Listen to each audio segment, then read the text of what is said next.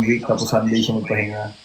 Oo, sabi nga eh. Pag pinahinga niya yan, ngayon kaka-start na lang. Pero syempre yung ano, yung certain Dapat daw di ka papapahinga. yung muscle group mo, Ewan, biglang naging fitness, usap.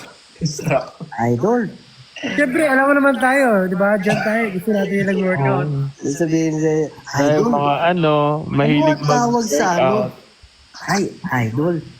Kasi nga, kilala niyo ba yan? Hindi. Oo. Kilala kong ginagaya mo. Kailangan tatamaan mo yung glutes mo.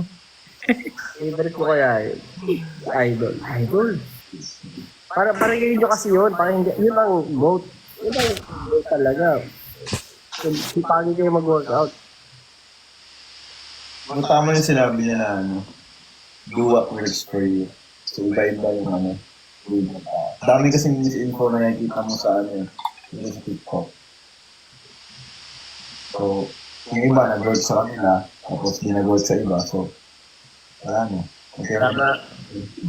3 minutes na lang, ikaw na Fifi mag-end ito. Kaya, Bahala ka na. ano yung mag-work na workout para sa'yo, George.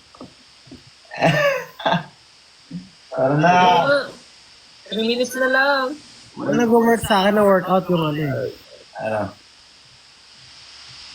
push-ups. Push-ups, sit-ups. Nakapag-gym ka ba kanina, Ken?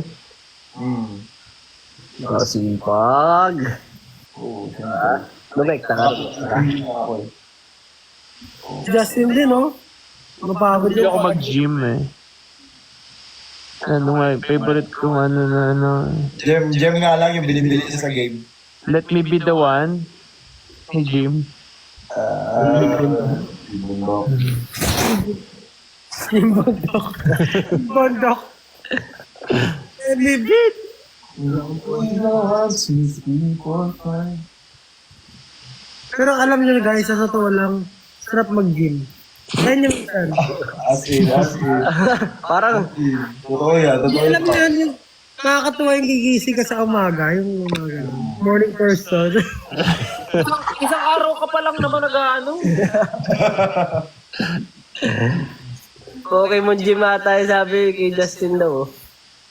Mm-mm. 2 minutes na lang.